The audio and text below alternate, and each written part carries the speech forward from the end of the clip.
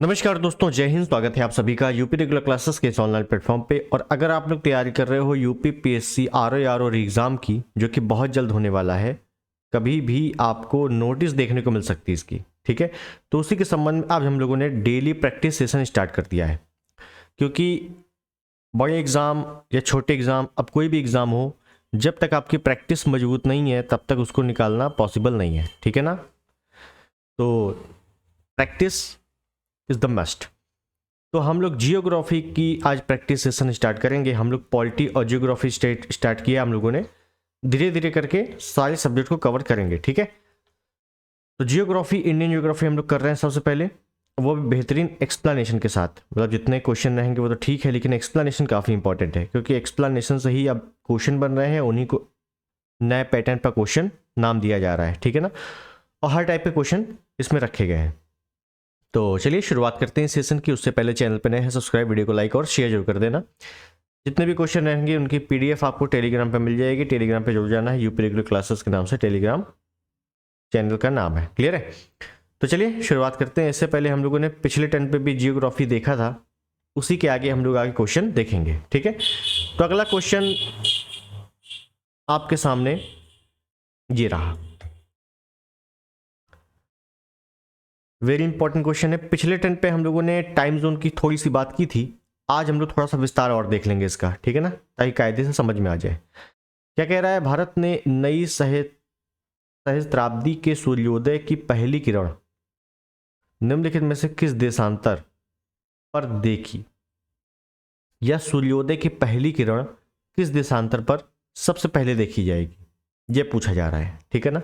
बिल्कुल simple question है, logical question है। ये क्वेश्चन आपको ऐसा नहीं है कि आपको मिलेंगे एग्जाम में या बुक में, उसी बुक से आपको रट लेना है, काम खत्म, नहीं। ये पूरा पूरा लॉजिकल क्वेश्चन है। देखना कैसे, आपको देशांतरीय अक्षांशीय विस्तार अच्छे से पता है, ठीक है। मान लो ये कुछ भारत है, इसी प्रकार से ये आपको पता है कि जो देशांतरीय विस्तार है वो कितना है, 68 डिग्री 7 मिनट से 97 डिग्री 25 मिनट, पूर्वी देशांतर, ठीक है ना। पूर्वी ये भी है, पूर्वी ये भी है। सूर्य सबसे पहले कहाँ उगता है?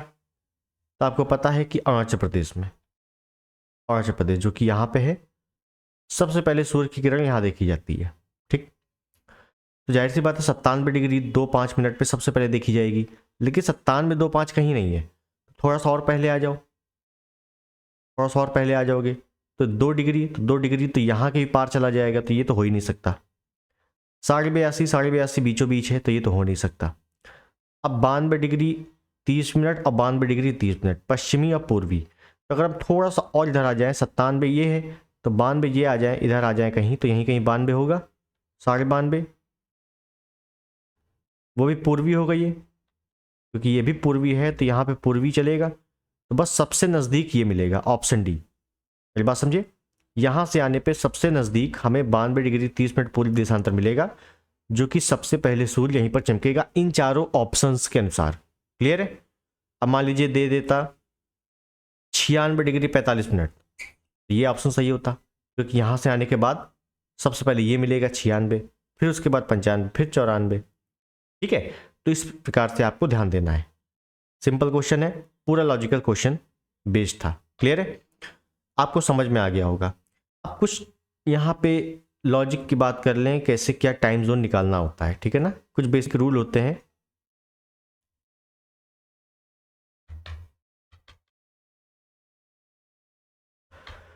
जैसे मैं आपको बताऊं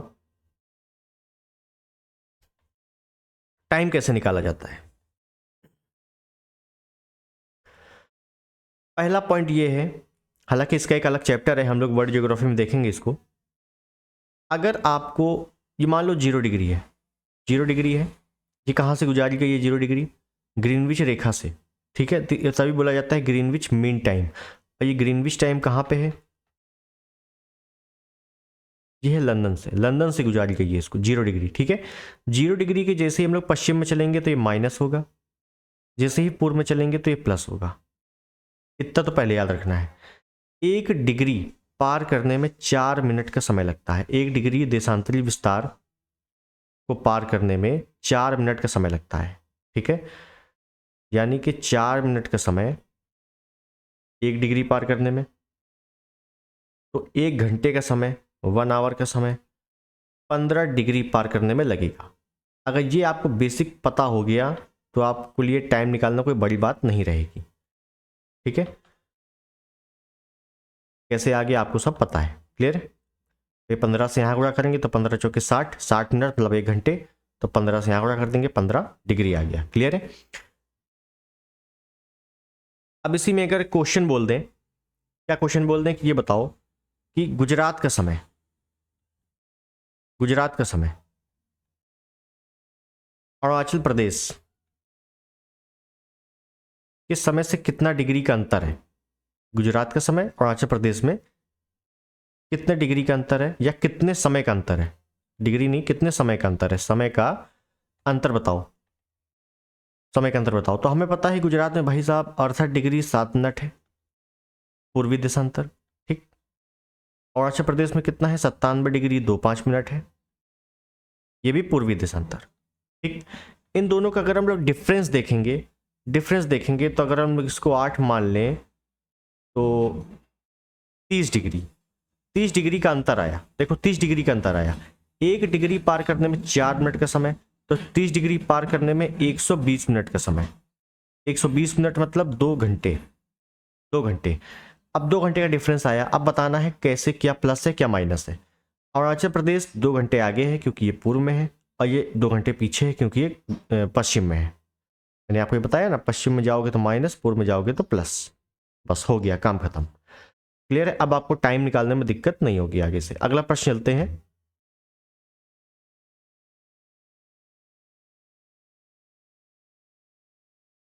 निम्नलिखित में से कौन सा दर्रा राज्य या केंद्र शासित प्रदेश सही सुमेलित नहीं है, सही सुमेलित नहीं है। लेटेस्ट क्वेश्चन है, पीसीएसजे में ही आया हुआ है। ठीक है, देवसा हिमाचल प्रदेश, नीति उत्तराखंड, चांगला सिक्किम, बनिहाल जम्मू कश्मीर।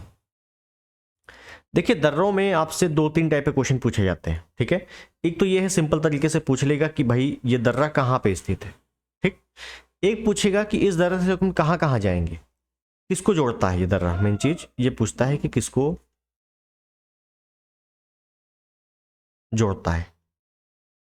ठीक, और अगर इस दर्रे की कोई भी अगर विशेषता है तो वो बताओ, अगर कोई विशेषता है तो वो बताओ। ठीक है, पहले देखते हैं इसमें क्या है। देवसा हिमाचल प्रदेश में है, हालांकि देवसा कई लोगों ने नहीं सुना होगा। ठीक है, तो देवसा हिमाचल प्रदेश याद रखना है। माना, नीति, लिपुलेख तीनों आपने सुने होंगे, उत्तराखंड में है। चांगला आपका सिक्किम में नहीं है। अब बनिहाल जम्मू कश्मीर में है, ये ठीक है। चांगला आपका बात करें तो ये खासकर ये लद्दाख में पड़ता है, और सिक्किम में दो हैं, नाथुला और जेलेपला, नाथुला दर्रा और जेलेपला दर्रा। ठीक है, चीन को जोड़ने का काम करते हैं। ठीक है, नाथुला और जेलेपला। नाथुला को तो 1900 जो 62 का युद्ध हुआ था उसमें बंद कर दिया गया था, लेकिन 2006 में फिर खोल दिया गया इसको, ठीक है, व्यापार के लिए। आपसे जो पूछा जाता है वन लाइनर, उत्तराखंड के दर्रे, हिमाचल प्रदेश के दर्रे, सिक्किम के दर्रे, मणिपुर के दर्रा एक है, तुजू दर्रा, या अरुणाचल प्रदेश के दर्रे, ये आपसे सिंपल ही पूछ लिए जाते हैं। लेकिन आपसे जो किसको जोड़ता है ये पूछा जाता है सबसे ज्यादा, जम्मू कश्मीर के दर्रे। इसको देख लेते हैं एक बार, फिर आगे बात करेंगे। हालांकि मैंने आपको दर्रों में अलग बताया हुआ है, मैं खासकर बात कर रहा हूं जम्मू कश्मीर का दर्रा। ठीक है, कैसे पूछा जाता है मैं आपको एक डायग्राम के माध्यम से बताऊं, क्योंकि यहां से क्वेश्चन बहुत बनते हैं। और जो भी लेटेस्ट पैटर्न की बात होती है तो वो यही ऐसे ही बन जाते हैं, और होता है कि यार लेटेस्ट पैटर्न के क्वेश्चन आ गए। ठीक है, जबकि होते वही सब है। तो देखिएगा, मैं थोड़ा सा ऊपरी हिस्सा ही बनाने का प्रयास कर रहा हूं इस प्रकार से। ठीक, आपने बहुत अच्छे से पढ़ा है। क्या पढ़ा है? ये है काराकोरम, ये है लद्दाख, ये है जासकर, ये है पीर पंजार,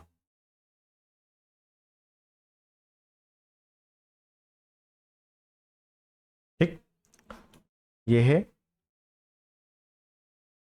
काराकोरम, काराकोरम के जस्ट नीचे लद्दाख, फिर जास्कर, फिर उसके बाद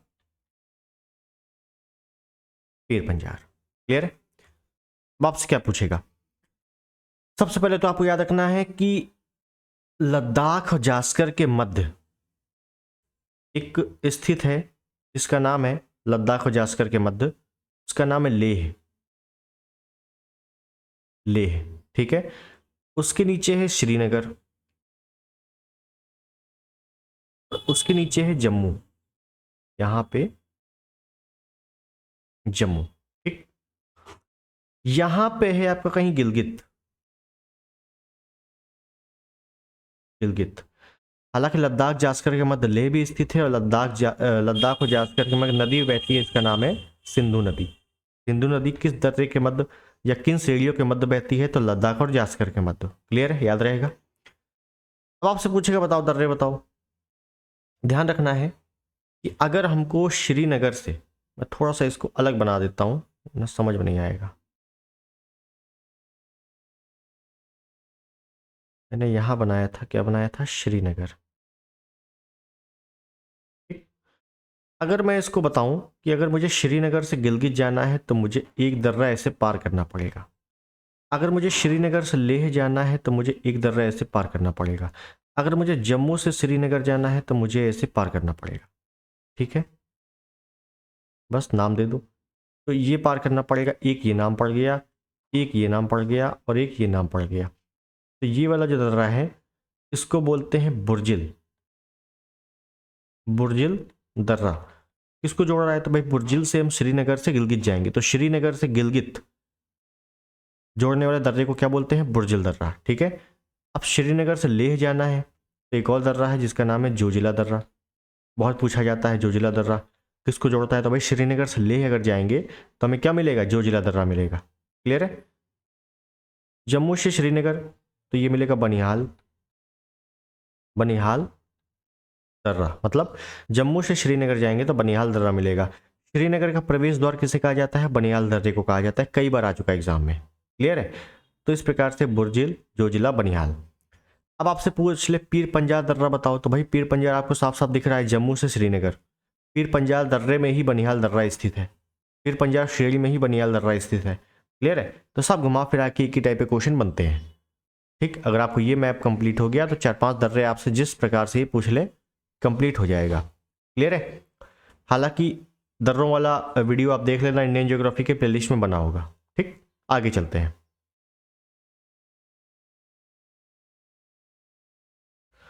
अगला प्रश्न क्या कह रहा है देखेंगे, पढ़ेंगे अच्छे से। इजी क्वेश्चन है।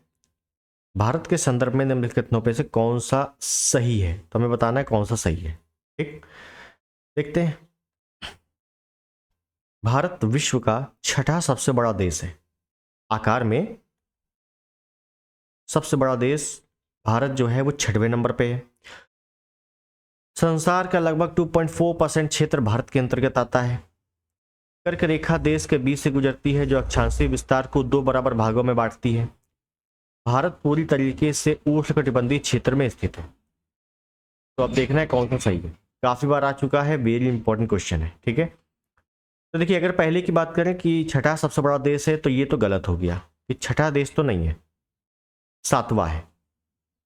इसमें छठे की जगह क्या होगा? 7वां है। कैसे होगा ये बताएंगे। 2.43% एग्जैक्ट पूरा क्षेत्र भारत का है, पूरे विश्व का। दूसरा तो सही है, दूसरा आपका सही है। अब बस स्टार्टिंग में अगर आपको 1-2 पता है तो आप एलिमिनेट कर दो, जैसे एक गलत है तो ये तो नहीं हो सकता, 2 सही है तो 2 इसमें तो है ही नहीं, ये नहीं हो सकता। ठीक है, फिर पढ़ेंगे कि कर्क रेखा देश के बीच से गुजरती है, अक्षांशीय विस्तार को 2 बराबर भागों में बांटती है। बिल्कुल सही है, कर्क रेखा बीचों बीच से गुजरती है। तो 3 भी सही है, मतलब 2 और 3 बिल्कुल सही है। चौथा देख लो, भारत पूरी तरीके से उष्णकटिबंधीय क्षेत्र में स्थित है। गलत, पूरी तरीके से तो नहीं स्थित है, तो ये भी हो गया गलत। Option D is the right. अब देख लेते हैं एक्सप्लेनेशन क्या है इसका। तो छठवां नहीं है, 7वां है। 7वें में अगर देखेंगे सबसे बड़ा तो रूस, कनाडा, अमेरिका, चीन, ब्राज़ील, ऑस्ट्रेलिया, भारत। ये हो गया 7वें नंबर पे। ठीक, तो चलो ये ठीक है, ये ठीक है। और ये भारत पूरी तरीके से उष्णकटिबंधीय क्षेत्र में स्थित है। तो उष्णकटिबंधीय क्या होता है, देखो ये है, ये 0 डिग्री है, ये 23.5 है, ये 23.5 है। भारत की स्थिति देखोगे तो कुछ इस प्रकार की है।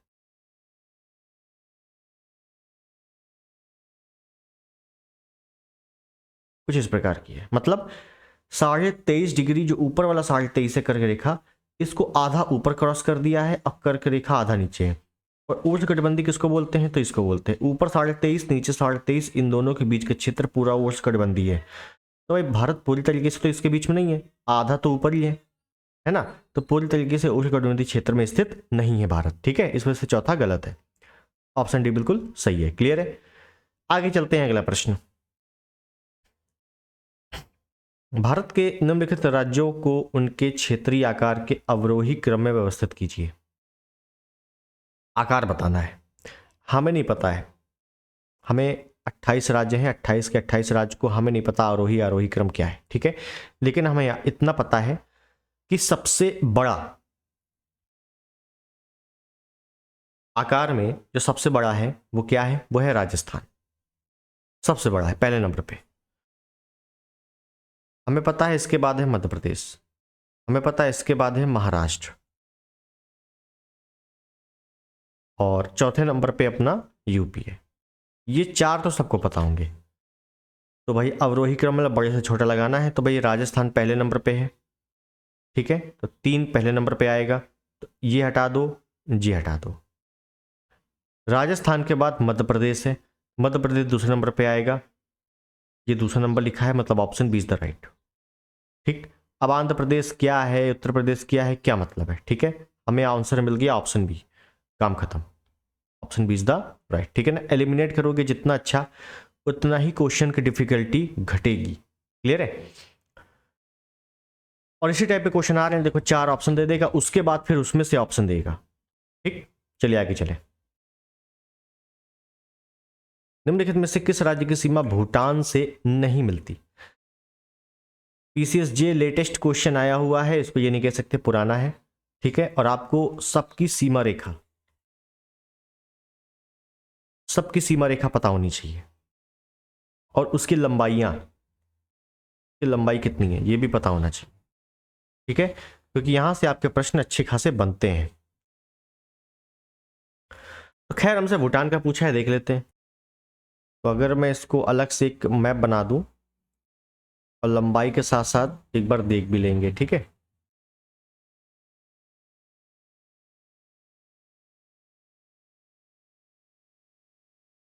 कुछ इस प्रकार से भारत की स्थिति में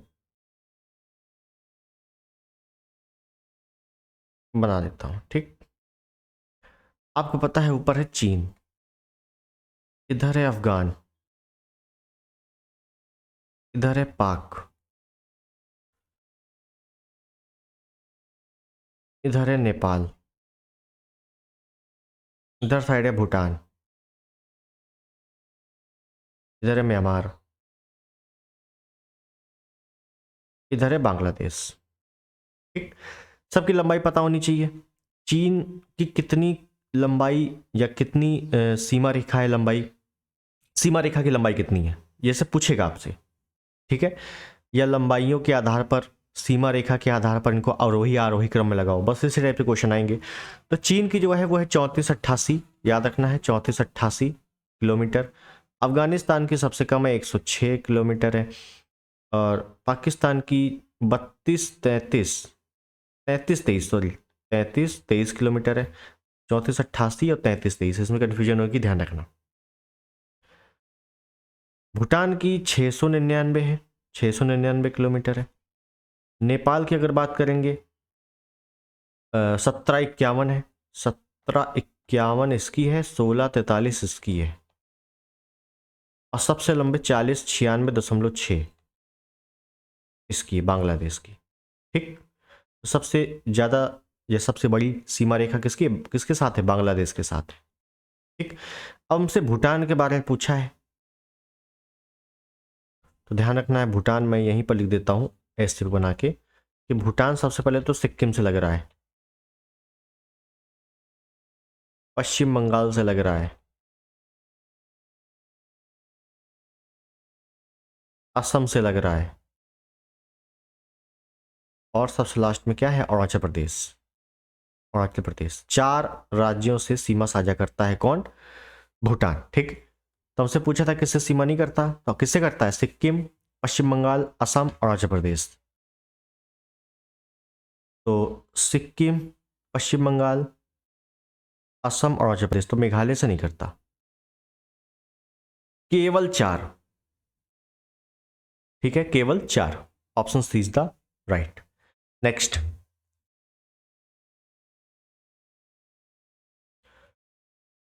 क्या कह रहा है देखिएगा, पढ़ेंगे अच्छे से। निम्नलिखित में से भारत के किस राज्य की सीमा म्यांमार से उभयनिष्ठ नहीं है? मतलब म्यांमार से नहीं लगती। तो म्यांमार वाला काफी इजी है, ऊपर से नीचे क्रम से आपको याद कर लेना है, वही है अरुणाचल प्रदेश, नागालैंड, मणिपुर, मिजोरम। अरुणाचल प्रदेश, नागालैंड, मणिपुर, मिजोरम, असम नहीं लगता। Option A is the right. ठीक है ना, और ये ऊपर से नीचे क्रम में है, इनको याद रखना है। ठीक है, आगे चलते हैं, अगला प्रश्न। रेड क्लिफ लाइन सीमा निर्धारित करती है। रेड क्लिफ किसके किसके मत है? बहुत इजी है, सर साइरस रेड क्लिफ के द्वारा भारत पाकिस्तान की सीमा का निर्धारण किया गया था, और ये एक अध्यारोपित सीमा है। अध्यारोपित सीमा, इसका मतलब क्या होता है? इसका मतलब होता है कि भारत और पाकिस्तान के मध्य सीमा है, लेकिन निर्धारित किसी और ने की है। किसने की थी? ब्रिटेन ने। ठीक है, तो जब कोई देश की सीमा कोई थर्ड पार्टी आकर करे निर्धारण, तो वही है अध्यारोपित सीमा। ठीक है, कभी कभी आ जाता है। भारत चीन के मध्य है मैकमोहन, 1914 में निर्धारित हो गई थी मैकमोहन। और संयुक्त राज्य अमेरिका और कनाडा के मध्य क्या है? 49वीं समानांतर रेखा है। 49वीं समानांतर रेखा, वेरी इंपॉर्टेंट, याद रखना है। उत्तर दक्षिण कोरिया में क्या है? 38वीं समानांतर रेखा। 38वीं समानांतर रेखा है। एक आपसे पूछा जाता है वियतनाम, उत्तर दक्षिण वियतनाम, तो 17वीं समानांतर रेखा है। अब भारत पाकिस्तान के मध्य एक 24वीं समानांतर रेखा है, सरकरी की रेखा बोलते हैं इसको। ठीक है ना, 24वीं याद रखना है, भारत और पाक के मध्य। क्लियर है, आगे चलते हैं, अगला प्रश्न। सूची 1 सूची 2 सम्मिलित कीजिए। बीच है और अवस्थिति है, मतलब ये बीच कहां पे है? अब देखिए बीच, अगर इनमें से कोई बीच आपने फेमस सुना होगा, जैसे कोलाबा, कोलवा लिखा है, कोलाबा बीच सुना होगा आपने। कहां पे है ये? गोवा में है, फिल्मों में सुना होगा कोलाबा बीच। कुन्नूर सबको पता है, केरल में। कुन्नूर कहां पे है? केरल में। बस 2 मिल गए। सी का 4, सी का 4 एक ही में है, option D is the right. Latest pattern पे है क्वेश्चन, और इस टाइप के क्वेश्चन आपको बहुत देखने को मिलेंगे। इसका फायदा एक है कि आपको अगर 1 या 2 सटीक पता है तो आपको आंसर मिल जाता है। ठीक है ना, आंसर मिल जाता है, कोई दिक्कत नहीं होती इसमें। चलिए आगे चलते हैं, अगला प्रश्न। निम्नलिखित युग्मों में से कौन सा एक सही सुमेलित नहीं है? ऋषिपत्तनम, सारनाथ, दसपुर, मंदसौर, बनवासी, तलकाड़, महोदय, कन्नौज। ये क्या दिया हुआ है? ये हमें, ये नगरों के प्राचीन नाम है, नगरों के प्राचीन नाम। ऋषिपत्तनम सारनाथ का प्राचीन है, बिल्कुल सही है।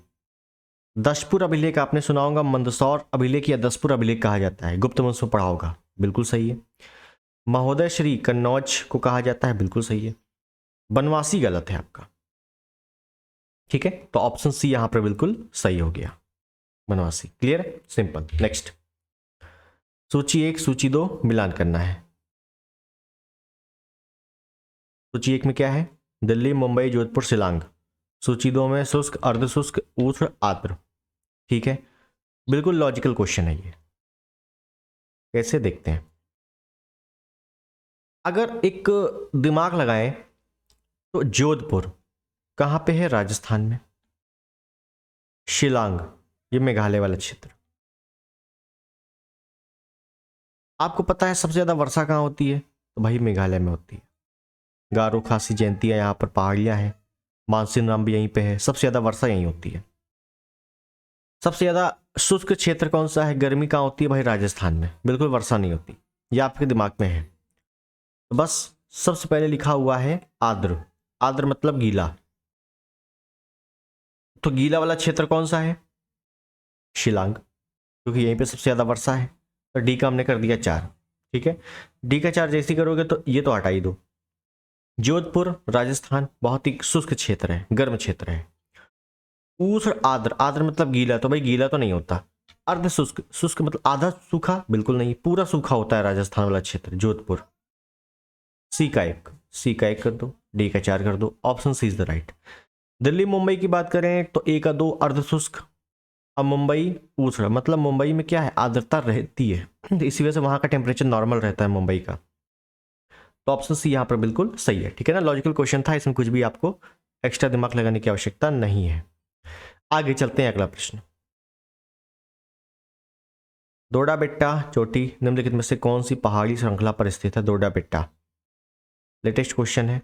और जितनी भी पहाड़ियां हैं भारत की, खासकर ये मैंने आपको अलग से वीडियो में बताया हुआ है। ठीक है, प्लेलिस्ट में जाओगे आप आराम से सारी चोटियां देख लेना एक बार। तो दोडा बेट्टा नीलगिरी की सबसे ऊंची चोटी है। नीलगिरी की अगर बात करिए कहाँ पे है नीलगिरी विस्तार, तो इसका विस्तार है कर्नाटक,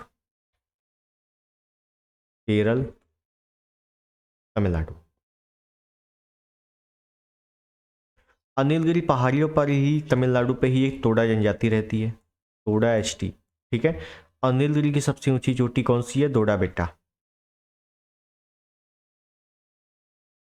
2637 मीटर। कई टाइप से क्वेश्चन आता है। दक्षिण भारत के दूसरे नंबर की सबसे ऊंची चोटी, दक्षिण भारत की दूसरी सबसे ऊंची चोटी कौन सी है? डोडा बेटा। तो पहली कौन सी है? अन्नामलाई। ठीक है, 2696 है उसकी। ठीक है, तो ये आपको ऑप्शन डी बिल्कुल अच्छे से याद रखना है। नेक्स्ट, निम्न पर्वत श्रेणियों में से किसके मध्य लेह अवस्थित है? लेह अभी मैंने आपको शायद बताया है दर्रे वाले पार्ट में। ठीक है ना, दर्रे वाले पार्ट में मैंने आपको बताया है, एक बार देख लेते हैं क्या बताया था मैंने। लेह कहाँ बताया था? ये देखो, ये रहा लेह। कहाँ पे स्थित है? तो भाई ये लद्दाख और जास्कर के मध्य स्थित है। ठीक है, लद्दाख और जास्कर के मध्य स्थित है। तो बस कहाँ पे है Ladakh Zanskar? Ladakh Zanskar, option C is the right. Simple question है, बहुत ही सिंपल क्वेश्चन है, एक्सप्लेनेशन से सारी चीज़ें समझ में आ गई। क्लियर है, याद रखना है। आगे चलते हैं। अच्छा, लद्दाख और जास्कर के मध्य से ही सिंधु नदी गुजरती है, ये भी ध्यान रखना, सिंधु नदी गुजरती है। ठीक, अगला,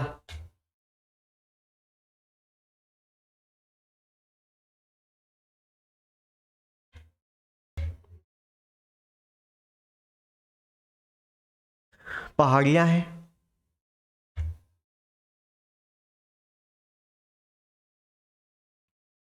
पहाड़ियां और भारतीय राज्य में स्थिति, मतलब ये पहाड़ियां कहां पर स्थित है ये बताना है। ठीक है, लेटेस्ट है, 22 में ही आया हुआ है। तो बिलारी श्रृंखला या बिलारी हॉस्पिट कहा जाता है इसको, ये है आपका कर्नाटक में। बटेश्वर पहाड़ी बिहार में है। चिन पहाड़ी मणिपुर में है, ध्यान रखिएगा, चिन पहाड़ी मणिपुर में। जहाँ ज्यादातर पूर्वोत्तर राज्यों की जितनी छोटी बड़ी पहाड़ियां हैं ना, ये आपको याद रखनी है। और घोसी पहाड़ी हरियाणा में है। घोसी कहाँ पे? हरियाणा में, फेमस पहाड़ियां हैं। एक का हो गया, एक का बटेश्वर बिहार में, तो ए का 3, बी का, अच्छा ये रहा, बी का 4, सी का 2 और डी का 1। Option C is the right. ठीक है ना, option C is the right. Clear है। नेक्स्ट, निम्नलिखित पर्वत श्रृंखला में से कौन सी हिमालय पर्वत श्रेणी में अवस्थित है? हिमालय पर्वत श्रेणी में स्थित है, 22 में ही आया हुआ है, लेटेस्ट क्वेश्चन है।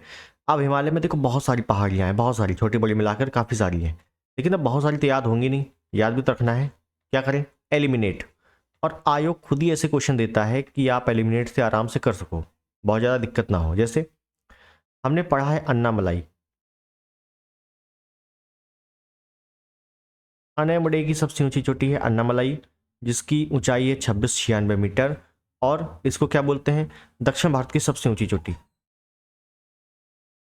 दक्षिण भारत की सबसे ऊंची चोटी है, तो भाई फेमस रहेगी, क्योंकि दक्षिण भारत की सबसे ऊंची चोटी है, बहुत फेमस है, तो आपको पता है दक्षिण भारत की है।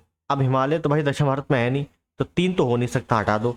3 इसमें है, हटा दो। 3 इसमें है, हटा दो। 3 इसमें, हटा दो। बस ऑप्शन इज द राइट। बस ये है सॉल्व करने का तरीका, ठीक है। हमें बिल्कुल नहीं पता, हमें चो ओहू नहीं पता, हमें सीरूमलाई बिल्कुल नहीं याद है, लोत्से बिल्कुल नहीं याद है, लेकिन हमें तीसरा वाला पता है, इसके अकॉर्डिंग हमने आंसर सटीक निकाल दिया, ठीक। बस इसी टाइप से सॉल्व करना है। आगे चलते हैं, अगला प्रश्न। भारत के राज्य हैं, सबसे ऊंची चोटी है, ठीक है, देख लेते हैं। तो तमिलनाडु पे मैंने आपको अभी बताया है, दोडा बेट्टा, नीलगिरी की सबसे ऊंची चोटी तमिलनाडु पे स्थित है, 2637 मीटर, दोडा बेट्टा। राजस्थान में गुरु शिखर है, अरावली की सबसे ऊंची चोटी गुरु शिखर राजस्थान में है। नागालैंड में माउंट सारामती है, नागालैंड में क्या है? माउंट सारामती। मणिपुर में क्या थी? चिन, मणिपुर में चिन पहाड़ी, और नागालैंड में सारामती। और मध्य प्रदेश में धूपगढ़, सतपुड़ा की सबसे ऊंची चोटी धूपगढ़, 1350 मीटर, ठीक है। बस मिल गई आसान से, कोई दिक्कत नहीं हुई। एक अचार, एक अचार है। बी का 3, बी का 3 है, ये रहा। सी का 2 और डी का 1। Option D is the right. Simple question, ठीक। नेक्स्ट, अरावली श्रेणी किस राज्य में स्थित है? बताइए, बिल्कुल सिंपल क्वेश्चन है। अरावली कहाँ पे? भाई राजस्थान में। अरावली का जो विस्तार है, हालांकि मैं बता चुका हूं इसमें डिटेल में, अरावली एक अवशिष्ट पर्वत है, अवशिष्ट या रेजिडुअल, रेजिडुअल लिख के आता है इंग्लिश में, ठीक है ना, रेजिडुअल या अवशिष्ट। इसका जो विस्तार है, ये पालनपुर गुजरात से दिल्ली रीच तक है, ठीक। अरावली पर ही आपका गुरु शिखर स्थित है, 1722 मीटर है सबसे ऊंची चोटी, 1722 मीटर। अरावली में ही दिलवाड़ा का जैन मंदिर स्थित है, विमल शाह के द्वारा बनवाया गया था, जो विमल शाह के द्वारा, क्लियर है। तो बस ये फेमस फेमस चीज़ें आपको याद रखनी है, कंठस्थ रखना है दिमाग में, और यही सब चीज़ें आपसे बार बार पूछी जाएंगी, ठीक। मैं फिर कह रहा हूँ, जितनी भी पर्वत श्रेणियाँ हैं भारत की, इंडियन ज्योग्राफी के प्लेलिस्ट में जाकर देख लेना वीडियो, सब कुछ समझ में आ जाएगा, पूरा मैपिंग में मैंने बताया हुआ है, क्लियर है। अगला चलते हैं आगे। ओके, तो हमारे सारे प्रश्न होते हैं यहाँ पर समाप्त। आज हम लोगों ने जियोग्राफी के काफ़ी इंपॉर्टेंट चीज़ें देखी, जिसपे हम लोगों ने दर्रे देखे, पर्वत श्रेणियाँ देखी, भारत का पड़ोसी राज्यों का विस्तार देखा, ठीक है ना। जिस टाइप से क्वेश्चन पूछे जा रहे हैं, अब मैं आपको बिल्कुल सटीक कटे छटे क्वेश्चन ही करवा रहा हूँ, जो आपको जैसे लेटेस्ट पूछे जा रहे हैं, क्योंकि अब वन लाइनर आपसे पूछे, ऐसा नहीं है कि वन लाइनर नहीं पूछे जाएंगे, पूछे जाएंगे, लेकिन बहुत ही कम, बहुत ही कम, ठीक है। तो जिस हिसाब से इस समय क्वेश्चन आ रहे हैं, वही मैं आपको करवा रहा हूँ। कथन कारण वाले क्वेश्चन और बढ़ा देंगे अभी, ठीक है ना, कथन कारण वाले क्वेश्चन मैं बढ़ा दूंगा, ठीक। इसकी जो PDF है प्रैक्टिस सेशन की, ये आपको टेलीग्राम पे मिलेगी, टेलीग्राम पे जाके विजिट देख लेना एक बार, ठीक। कैसा लगा जरूर बताना। तो हम लोगों ने अभी स्टार्ट किया है पॉलिटी और जियोग्राफी, धीरे धीरे हम लोग अभी हिस्ट्री में पार्ट आएंगे, ठीक है ना, हिस्ट्री में भी कूदेंगे। हिस्ट्री में काफ़ी इंपॉर्टेंट चीज़ें हैं, काफ़ी बड़ी चीज़ें हैं इसमें हिस्ट्री में, ठीक है।